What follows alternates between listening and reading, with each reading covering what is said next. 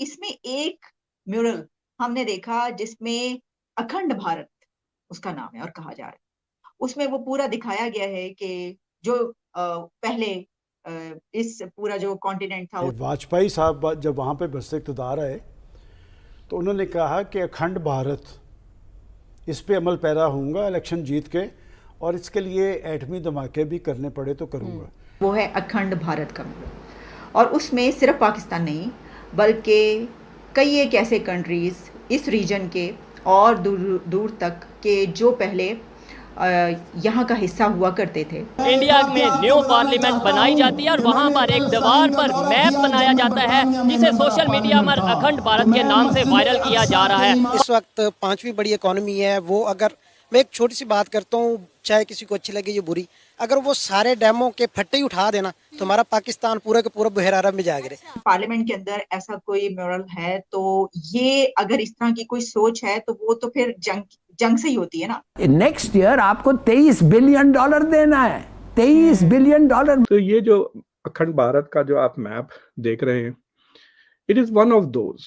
کوئی جنگ کرنے کا ارادہ ہے، کوئی ایسے عزائم ہے کہ آگے جنگیں ہوں گی اور یہ تمام علاقے واپس اپنے میں ملائے جائیں گے. مہنگائی بدستور 45% سے اوپر ہے اور اوپن مارکیٹ میں ڈالر کے مقابلے میں روپے کی قدر ریکارڈ 310 تک گر چکی ہے. ہم پھر دوبارہ وہی اس طرح کا ملک بننا چاہتے ہیں. اس میں ایک میورل ہم نے دیکھا جس میں اکھنڈ بھارت اس کا نام ہے اور کہا جا رہا ہے. اس میں وہ پورا دکھایا گیا ہے کہ جو پہلے اس پورا جو کانٹیننٹ تھا اس میں کیا چیز کہاں پر تھی، بھارت کا حصہ ہوا کرتے تھے کون سے کنٹریز، اس میں پاکستان، بنگلہ دیش اور نیپال، بھوٹان، یہ سب کنٹریز کا اس کے اندر وہ سارا شامل ہے. تو اس کے اوپر بھی بات کی جا رہی ہے. تو مجھے آپ بتائیے گا کہ اگر یعنی پارلیمنٹ کے اندر ایسا کوئی میورل ہے تو یہ اگر اس طرح کی کوئی سوچ ہے تو وہ تو پھر جنگ سے ہی ہوتی ہے نا.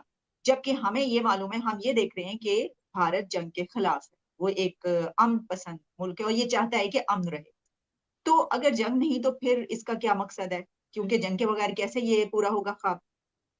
تو یہ جو اکھنڈ بھارت کا جو آپ میپ دیکھ رہے ہیں، it is one of those.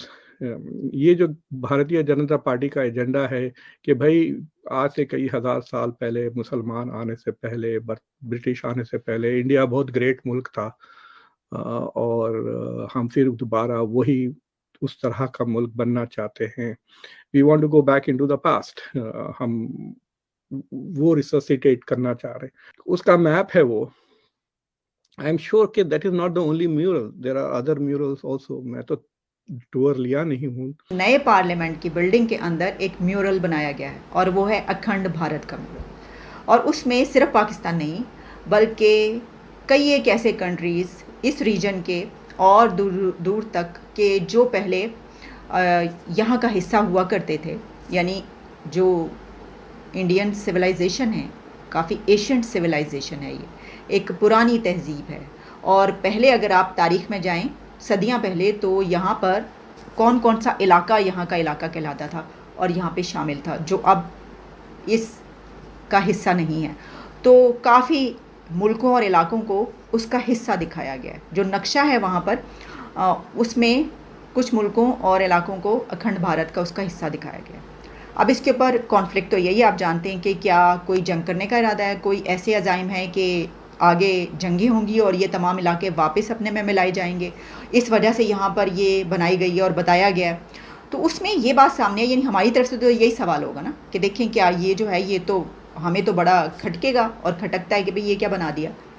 لیکن اس میں بات یہ کی جا رہی ہے کہ انڈیا تو یہ کہہ رہا ہے کہ جنگ نہیں ہوگی. یعنی انڈیا تو اس وقت ایک امن پسند ملک کے طور پر نظر آ رہا ہے، بلکہ یوکرین اور رشیا کی وار میں جو جنگ بندی ہے اس کو کہا گیا کہ انڈیا میڈیشن کروائے. اور پھر یہاں تک ہوا کہ انڈیا کے پرائم منسٹر کی طرف سے کہا گیا پریزیڈنٹ پوٹن کو کہ یہ جنگ کا ارادہ نہیں ہے، یہ وار کا ارادہ نہیں ہے، تو یہ والی حرکتیں جو ہے وہ نہ کریں. اس طرح یہ والی چیزیں آئیں جس کی تعریف بھی کی گئی. تو ایک ایسا ملک یہ کیسے کر سکتا ہے کہ وہ اس طرح کی کوئی چیز بنائے کہ وہ اس کو جنگ کی طرف لے کر جائے، وہ یہ کہے کہ ہم تو تمہیں نہیں چھوڑیں گے ہم. اچھا، اب تو اس کے جواب میں یہ ایک بات سامنے آ رہی ہے کہ یہ سمبولک وے میں بنایا گیا، یعنی کہ علامتی طور پر، کہ کیونکہ ایک بہت پرانی تہذیب ہے اور ایک ایسا یہ ریجن ہے کہ جو دور دور تک پھیلا ہوا تھا. اور کون کون سے کنٹریز اس میں شامل تھے جو اب نہیں ہیں. تو یہ ایک اپنا کلچر اور اپنی روٹس دکھانے کے لیے کہ کتنی ڈیپ روٹس ہیں, کلچر کتنا واسٹ ہے, تہذیب کتنی بڑی ہے, کتنی پرانی ہے, یہ دکھانے کے لیے یہ بنایا گیا. وہاں کے وزیر اعظم نے اس کا افتتاح کرتے ہوئے کیا کہا, بڑا اہم ہے وہ بھی.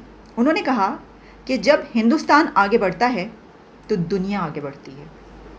ٹھیک ہے, اس وقت انڈیا ایک ایسی جگہ پر ہے جہاں پر وہ یہ بات کہہ سکتے ہیں. کہا کہ ملک کی ترقی کے سفر میں کچھ لمحات امر ہو جاتے ہیں اور نہ مٹنے والے دستخط ہو جاتے ہیں.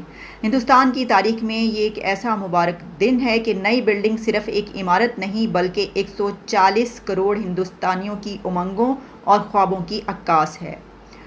آزادی کے 75 سال مکمل ہونے پر امرت مہوتسو منایا جا رہا ہے اور ہندوستان کے عوام نے پارلیمنٹ کی یہ نئی عمارت اپنی جمہوریت کو تحفے میں دی ہے.